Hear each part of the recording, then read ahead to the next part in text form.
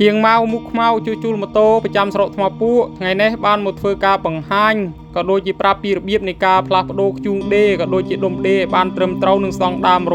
100% ហើយនេះគឺជំហានដំបូងគឺយើងដាក់ខ្ជូងដេចូលជាមួយនឹងកាវខ្មៅនោះទៅកាវខ្មៅត្រូបន្ទាប់មកទៀតបងប្អូនកុំភ្លេចដាក់រេញវាមានរេញពើខ្មៅមួយសម្រាប់ត្រូក៏ដូចជាតុបនៅអាខ្ចៅខ្ជូងដេនោះកុំអោយវាប៉ះជាមួយនឹងចានដុំដេឬមួយក៏ប៉ះជាមួយម៉ាស់តួដែលធ្វើឲ្យមានការឆ្លងឬមួយក៏ដាច់បន្ទាប់មកទៀតបងប្អូនត្រូវដាក់រងកាវនេះឬមួយក៏រងផ្លាស្ទិកចំនួន2សន្លឹកទូចបន្ទាប់មកទៀតយើងដាក់រងផ្លាស្ទិកមួយទៀតដែលមានធំជាងគេហើយបន្ទាប់មកទៀតគឺយើងដាក់រងដែកនៅខាងលើបន្ទាប់ពីការដាក់រងដែកនៅខាងលើរួចគឺបងប្អូនត្រូវធ្វើការមូលខ្ចៅលេខ10សម្រាប់វាឲ្យសមល្មមកុំខ្លាំងពេកហើយក៏កុំខ្សោយពេករឹតធ្វើម៉េចឲ្យល្មមកាលតែរឹតខ្លាំងពេកគឺធ្វើឲ្យបែកកាវនោះខាងក្នុងបងប្អូនត្រូវប្រុងប្រយ័ត្នផងត្រង់ចំណុចនោះ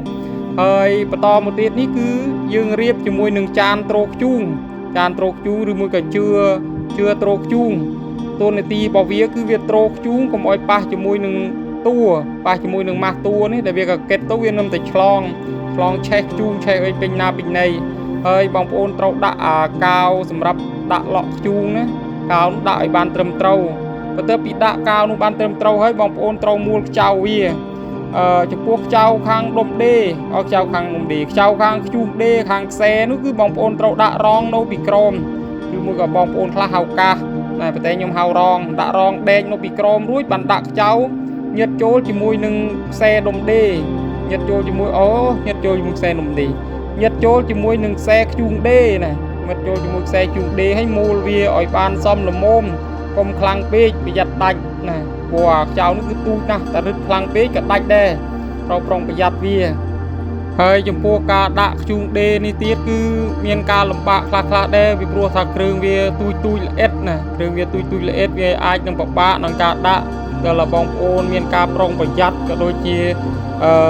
យើងនិយាយរួមទៅគឺយើងរៀនស្វែងយល់ពីវាឲ្យកាន់តែយល់ច្បាស់ទៅណាបានវាផ្ដល់ភាពងាយស្រួលដល់យើងពេលខ្លះខ្ញុំសង្កេតឃើញថាបងប្អូនជាងម៉ូតូខ្លះក៏គិតដាក់មិនទាន់បានត្រឹមត្រូវដែរជួនកាលខុសរងទៅជួនកាលទៅក៏ដាក់កលែងខ្ជូងខុសទៅណាអត់ទាន់បានត្រឹមត្រូវ 100% ទេ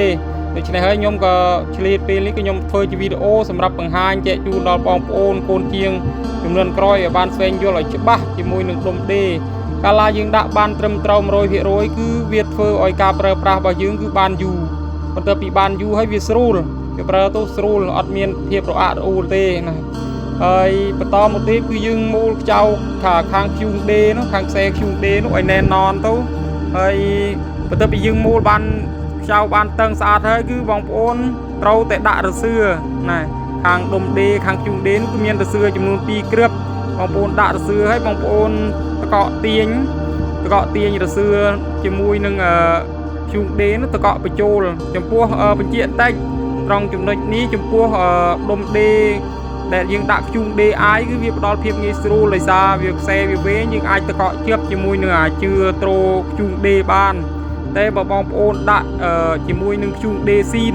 ខ្សែវាខ្លីគឺបងប្អូនត្រូវតែមាននឹងកាប់2សម្រាប់ទៅកាប់វាទប់សាងខាងពេលដែលយើងដាក់ដុំភ្លើងមន្ទឿវាចូលទៅគឺវាផ្ដល់ភាពងាយស្រួលប៉ុន្តែទើសត្រង់ថាបើយើងដាក់ខ្ជូងដេអាយនោះគឺអាយុកាលនៃការប្រើប្រាស់របស់វាអត់បានយូរដូចយើងប្រើប្រាស់គ្រឿងស៊ីនរបស់វាទេដោយសារគ្រឿងរបស់អាយបងប្អូនដឹងហើយទី1តម្លៃវាធូរថ្លៃហើយគុណភាពរបស់វាក៏អត់សូវជាល្អប្រហែលដែរនៅឯងបន្ទាប់ពីយើងបានរៀបចំសពគ្រប់ហើយបងប្អូនត្រូវដាក់រងឬមួយក៏កាសនៅខាងក្រោមនោះ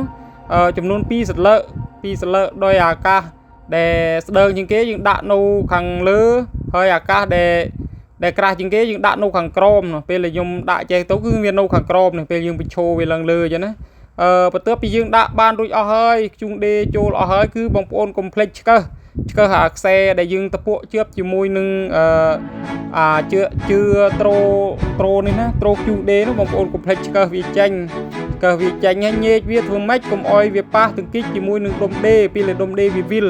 កាលវាប៉ះទង្គិចជាមួយនឹងដុំដេពេលដុំដេវាវិលគឺវាបណ្ដាលឲ្យខូចដាច់ខ្សែខ្ជូងដេដែរហើយនៅខាងលើគឺបងប្អូនវាមាន3សន្លឹកគឺវាមានរងក្រាស់1រងដេក1 ហើយនឹងរងជឿមួយបន្ទាប់មកទៀតវាមានដែកកញ្ច្រែងណាដែកកញ្ច្រែងតុបដែលពួកខ្ញុំហៅថាដែកកញ្ច្រែងដែលមាន3-4ជ្រុងណាដែកកញ្ច្រែងតុបចំពោះការដាក់